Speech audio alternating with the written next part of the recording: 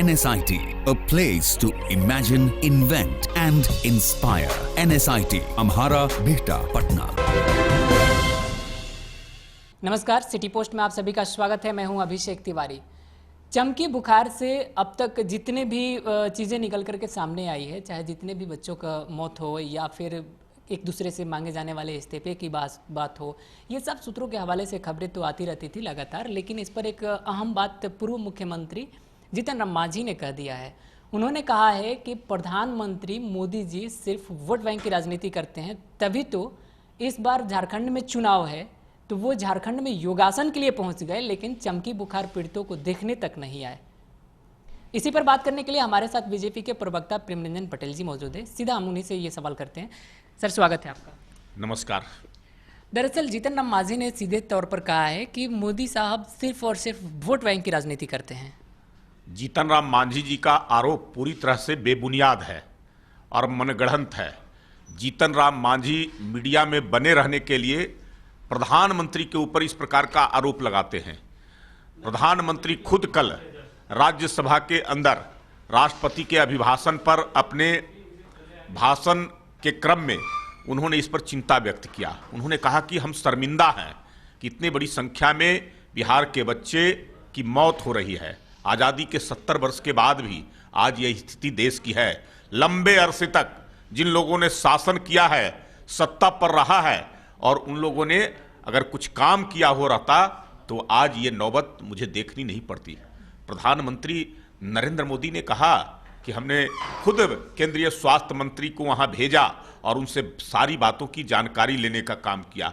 हम लगातार मुख्यमंत्री बिहार के नीतीश कुमार से संपर्क में है और सारी स्थितियों से हम अवगत होकर करके और हर संभव सहयोग और मदद का हमने आश्वासन दिया है कि किसी भी प्रकार का कहीं कोताही उसमें इलाज में न बरता जाए। उन बच्चों को, उन पीड़ित परिवारों को हर प्रकार की सुविधाएं उपलब्ध कराया जाए। आपने देखा होगा कि स्वास्थ्य के प्रति कितना हमारे प्रधानमंत्री जी चिंतित हैं, देश के लोगों के स्वास्थ्य के लिए। उन्होंने दुनिया की सबसे बड़ी योजना प्रधानमंत्री जन आरोग्य योजना बनाने का काम किया, जिसमें देश की आधी आबादी को कवर किया गया है और 5 लाख रुपया प्रति परिवार लोगों को साल में इलाज के लिए देने का काम किया गया है, जिससे किसी को कोई गंभीर बीमारी या किसी प्रकार का कोई बीमारी हो तो उनको परेशानी ना हो। उन्होंने उसी के तहत जन आरोग्य योजना के तहत कहा है कि 40,000 हम ऐसे सेंटर खोलेंगे, स्वास्थ्य सेंटर, जो लोगों के दरवाजे तक स्वास्थ्य सुविधा उपलब्ध करा सके। और इस बात का जो है से काम चल रहा है। तो प्रधानमंत्री तो पूरे देश के स्वास्थ्य के लिए चिंतित हैं और ये जीतन राम मांझी जैसा व्यक्ति आरोप लगा रहे हैं प्रधानमंत्री के ऊपर, ये पूरी तरह से जीतन राम मांझी मीडिया में बने रहने के लिए, खबरों में बने रहने के लिए इस प्रकार का आरोप लगाते हैं। सर, अगर खबरों की हम माने तो जीतन राम मांझी जी का चिंता जो थी वो चमकी बुखार नहीं दिख रहा था, वो स्पष्ट तौर पर दिख रहा था कि प्रधानमंत्री मोदी जी योगा करने झारखंड क्यों पहुंच गए, क्योंकि वहां पर चुनाव होने वाले हैं विधानसभा का।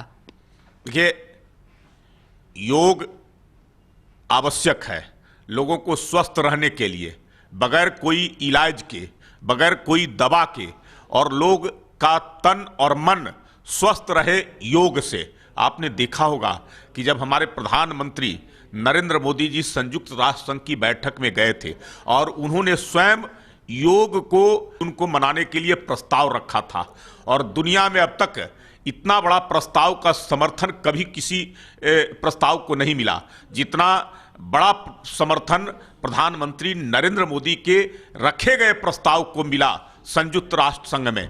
तो ये तो अंतर्राष्ट्रीय योग दिवस था, उसमें कोई राजनीति नहीं होनी चाहिए। योग कहीं भी हो सकता है और प्रधानमंत्री तो अलग अलग स्थानों पर हर साल योग के समय में रहते हैं और दुनिया के तमाम लोग, सारे देशों में इस योग दिवस को मनाया जाता है। उसमें अगर नरेंद्र मोदी जी झारखंड में गए हैं तो इसमें कौन सी हर्जा है।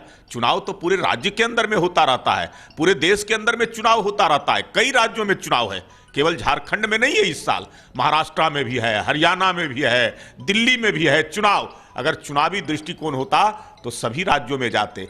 नरेंद्र मोदी जी लगातार कह रहे हैं कि एक साथ सभी चुनाव होने चाहिए, जिससे लोगों के समय का भी बचत हो, पैसे का भी बचत हो और विकास के कार्यों में बाधा उत्पन्न न हो, लोगों का ध्यान जो विकास से हट कर करके केवल चुनावी राजनीति पर लगी रहती है, उससे कहीं ना कहीं निजात मिल सके। इसलिए हमने चर्चा का विषय बनाया है, हमने लोगों के बीच में रखा है कि इस बात का चर्चा हो कि एक साथ सभी प्रकार के चुनाव 5 साल के अंदर में हो और 5 साल तक जो भी सरकार हो, नीचे से लेकर करके और ऊपर तक की सरकार को पूरा काम करने का मौका मिल सके।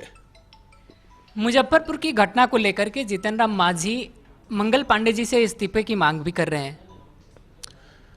देखिए, इसमें कहीं कोई चूक नहीं हुई है, ये प्राकृतिक आपदा है और इस प्राकृतिक आपदा को निपटने के लिए सरकार पूरी तरह से सक्षम है और सरकार ने तत्परता भी दिखाई है। मंगल पांडे जी स्वास्थ्य मंत्री के रूप में बेहतर काम कर रहे हैं। वो जैसे ही इस घटना का पता चला, स्वयं अपने से उन्होंने पूरी निगरानी करने का काम किया। स्वास्थ्य विभाग के अधिकारियों से लगातार वो हर बात का जायजा लेते रहे और अपने 2-3 बार गए मुजफ्फरपुर। आपने देखा कि मुख्यमंत्री भी गए, वहां जाकर के विजिट किए, समीक्षात्मक बैठक किए और उन्होंने पूरा निर्देश दिया स्वास्थ्य विभाग के अधिकारियों को डॉक्टरों की टीम भेजने का, दवाइयों की व्यवस्था करने का, वहां समुचित इलाज हो सके, इस बात का ख्याल रखा गया है। तो इस जो आपदा है, इससे सबको साथ मिलकर के इस संकट की घड़ी में निपटना चाहिए, न कि आरोप प्रत्यारोप लगाना चाहिए। विपक्ष के लोग आज उनको कोई मतलब नहीं है इस प्राकृतिक आपदा से, इस दुख से, इस संकट से। वो लोग जाके अस्पतालों में हंगामा कर रहे हैं, सड़क पर हंगामा कर रहे हैं और अब तो कह रहे हैं कि सदन में भी हंगामा करेंगे। तो उनको केवल हंगामा खड़ा करना ही मकसद है और कोई मतलब नहीं है बिहार के दुख दर्द, गरीब लोगों के बच्चों की मौत से। सर, विपक्ष इसको आपदा नहीं मान रहा है। विपक्ष का कहना है कि दवाओं का कमी हो जाना, दवाइयाँ भरपूर मात्रा में उपलब्ध नहीं हो पाना, ये आपदा नहीं है, ये सरकार की नाकामी है, विफलता है। कोई दवाइयों की कमी नहीं होने दी गई। आपने देखा कि छोटे छोटे अस्पताल जो हमारे नीचे प्रखंड स्तर तक के पीएचसी होते हैं, उसमें भी 125 प्रकार की दवाइयाँ मुफ्त में जो इलाज कराने आते हैं उनको मिलता है। मुजफ्फरपुर के अंदर में इस घटना के बाद पूरा निर्देश अस्पताल प्रशासन को दिया गया कि कहीं से कोई कोताही ना बरता जाए और जो दवाइयां उपलब्ध नहीं है 10 मिनट के अंदर में बाजार से खरीद कर करके लाया जाए ताकि उन बच्चों की जान बच सके, बच्चों को कोई दवाइयों की कमी ना होने पाए। इसलिए दवाइयां की कहीं कोई कमी नहीं है। पहले जहां दवाइयां नहीं मिलती थी, तुलना कीजिए 2005 से पहले का और 2005 के बाद का कि स्वास्थ्य विभाग का स्थिति क्या था। स्वास्थ्य विभाग में बदतर स्थिति था। कोई सरकारी अस्पताल में लोग इलाज कराने नहीं जाते थे, न बेड था, न डॉक्टर थे, न व्यवस्थाएं थी, न दवाइयां थी। बेड पर कुत्ते सोया करते थे और औसत एक महीने में एक सरकारी अस्पताल में केवल 39 मरीज इलाज कराने जाते थे। आज लंबी कतारें लगी रहती है। औसत लगभग 7-8 हजार मरीज प्रति पीएचसी में जा रहे हैं, प्रति सरकारी अस्पतालों में जा रहे हैं। लोगों का विश्वास सरकारी अस्पतालों पर जमा है। डॉक्टरों की व्यवस्था, दवाइयों की व्यवस्था, इलाज का व्यवस्था है, इसलिए लोग जा रहे हैं। सर, विपक्ष की अगर मैं बात करूं तो तेज प्रताप जी ने एक नया मोर्चा खोल दिया है। तेज सेना का उन्होंने गठन किया है। 28 तारीख को इसको लंच भी कर देंगे।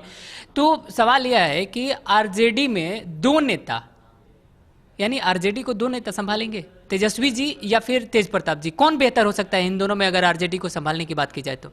देखिए, बहुत बुरी स्थिति है राजद का। आपने देखा होगा कि चुनाव से पूर्व तेजस्वी यादव लगातार बयान देते रहते थे, अपने भाषणों के क्रम में बोलते थे 23 तारीख को रिजल्ट आएगा और एनडीए डायनासोर की तरह विलुप्त हो जाएगी, गायब हो जाएगी। और 23 के रिजल्ट से पहले से ही तेजस्वी यादव को अंदाजा लग गया और वो डायनासोर की तरह स्वयं गायब हो गए। कहाँ है, किसी को पता नहीं है। न राजद के लोगों को पता है, न उनके परिवार के सदस्यों को पता है कि तेजस्वी यादव जो नेता प्रतिपक्ष हैं और वो कहाँ गायब हैं, किस स्थिति में है। पार्टी की न चिंता है, न बिहार की चिंता है। बिहार में इतने बच्चे मर रहे हैं, संकट की घड़ी है। उस संकट में कम से कम ढांढस बंधाने के लिए तो आते। भूमिका होती है प्रतिपक्ष की भी जो है से राजनीति में, और प्रतिपक्ष की भूमिका निभाने में नाकाम है। अब कल से सत्र प्रारंभ हो रहा है। मैं तो आग्रह करूंगा राजद के लोगों को कि नेता प्रतिपक्ष की भूमिका निभाने से तेजस्वी यादव नाकाम साबित हुए हैं। पार्टी को तो दुर्दिन में लाने का काम किए, पार्टी को बड़ी पराजय कराने का काम किए, एनडीए को पराजय कराने का काम तेजस्वी यादव ने किया है। उनकी हठधर्मता के कारण अपने पार्टी के नेताओं, अब सत्र में अगर प्रतिपक्ष की भूमिका आवश्यक होती है तो निश्चित रूप से तेजस्वी यादव को हटा करके नए नेता प्रतिपक्ष का चुनाव करें और डटकल के जाकर विपक्ष की भूमिका विधानसभा के अंदर में निभाने का काम करें। तेज प्रताप में वो सारे गुण मुझे मौजूद नजर आ रहे हैं, इसलिए कि रह कर करके यहाँ और उन समस्याओं का कहीं ना कहीं सामना कर रहे हैं, तो तेज प्रताप आगे बढ़े और राजद को संभाले। तो तेजस्वी से बेहतर नेता तेज प्रताप हो सकते हैं। मैंने कहा कि तेज प्रताप इस समय भी रहकर और वो मोर्चा संभाले हुए हैं, लोगों का सामना कर रहे हैं, लोगों की शिकायतें सुन रहे हैं, लोग से मिल रहे हैं। तो तेज प्रताप को आगे बढ़कर के नेता प्रतिपक्ष की भूमिका निभाने की अदा करना चाहिए और राजद को संभालना चाहिए। अगर खबरों की माने तो प्रधानमंत्री मोदी जी भी यूथ की बात करते हैं, यूथ से लगातार जुड़े रहते हैं, और आरजेडी में तेज प्रताप के द्वारा एक तेज सेना बनाया दिया जाना, इसका मतलब है कि वो भी यूथ से जुड़ने की कोशिश कर रहे हैं। कहीं बिहार विधानसभा चुनाव के मद्देनजर ये कोई रणनीति तो नहीं है आरजेडी का? अब ये आरजेडी क्या करेगा, और जिस प्रकार से आरजेडी के अंदर में युवाओं की भूमिका को नगण्य करने का काम किया गया, तेजस्वी यादव ने अपने पार्टी के और अपने गठबंधन के युवा नेताओं को और पुराने भी नेताओं को, दिग्गज नेताओं को, जो बड़े नेता थे, नामचीन नेता थे, लालू के समकक्ष नेता थे, उन सबको ठिकाने लगाने का काम किया, सबको किनारे करने का काम किया। तो तेजस्वी यादव को लगा कि हमारे आगे कोई आगे न बढ़ सके। आपने देखा कि बेगूसराय में कन्हैया कुमार लड़ना चाहता था महागठबंधन से, और तेजस्वी यादव ने उसको लड़ने नहीं दिया। उसको लगा कि उसमें कहीं हमसे ज़्यादा गुण ना हो और हमसे आगे ना निकल जाए, इसलिए उसको यहीं से समाप्त करो। तो तेजस्वी यादव अपने आगे किसी युवा को बढ़ने देना या आगे बढ़ने देना नहीं चाहते हैं, इसलिए तेजस्वी यादव में ये सारे अवगुण भरे पड़े हैं। तेज प्रताप कम से कम युवाओं को संगठित कर रहे हैं, तो आगे बढ़कर करके उसका कमान संभाले। सर, एक आखिरी सवाल हमारा कि चमकी बुखार के मुद्दे पर आप ही के एक पार्टी के एमएलसी, यानी कि जो सिवान से एमएलसी हैं टूना जी पांडे, उन्होंने मुख्यमंत्री से इस्तीफे की बात कर दी है, इस्तीफे की मांग कर दी है।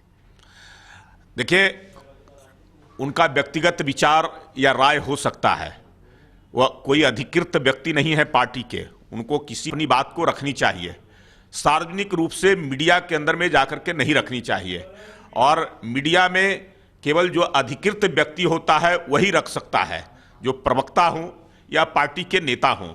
और मुझे लगता है कि टूना पांडे जी का यह आरोप गलत है। सरकार ने अपनी पूरी भूमिका का निर्वहन किया है। उस जो चमकी बुखार से निपटने में जितना हो सकता था, ये पूरी तरह से मुख्यमंत्री स्तर से, स्वास्थ्य मंत्री स्तर से और केंद्रीय सरकार के माध्यम से, हमारे प्रधानमंत्री और केंद्रीय स्वास्थ्य मंत्री के माध्यम से पूरी से तत्परता दिखाई गई है उस पर। हमारे साथ जुड़ने के लिए बहुत बहुत धन्यवाद। नमस्कार। अगर इनकी बातों में आपको दम दिखे तो हमारे वीडियो को ज़्यादा से ज़्यादा शेयर करें, लाइक करें, और हाँ, अगर इनकी बातों में अगर आपको कोई सवाल नज़र आता है, अगर आप इनसे कोई सवाल करना चाहते हैं, तो आप दिए गए डिस्क्रिप्शन के नीचे कमेंट बॉक्स आता है, उसमें कमेंट जरूर करें। हम आपके सवालों के साथ इनसे फिर जवाब के लिए हाजिर हो जाएंगे। तब तक के लिए अब हमें दीजिए इजाजत। नमस्कार। क्या आप जानते हैं कि घर बैठे आप अपनी स्वास्थ्य समस्याओं का सॉल्यूशन पा सकते हैं सॉफ्ट केयर मोबाइल ऐप के द्वारा? अधिक जानकारी के लिए आप संपर्क कर सकते हैं। हमारे फोन नंबर्स हैं 9472981111, 9472982222। Soft care app, solution at your finger tips. यहाँ पड़ती है भविष्य की मजबूत नींव। हम मिलकर बनाते हैं बेहतर कल। गोपाल नारायण सिंह यूनिवर्सिटी, आपके बेहतर कल के लिए।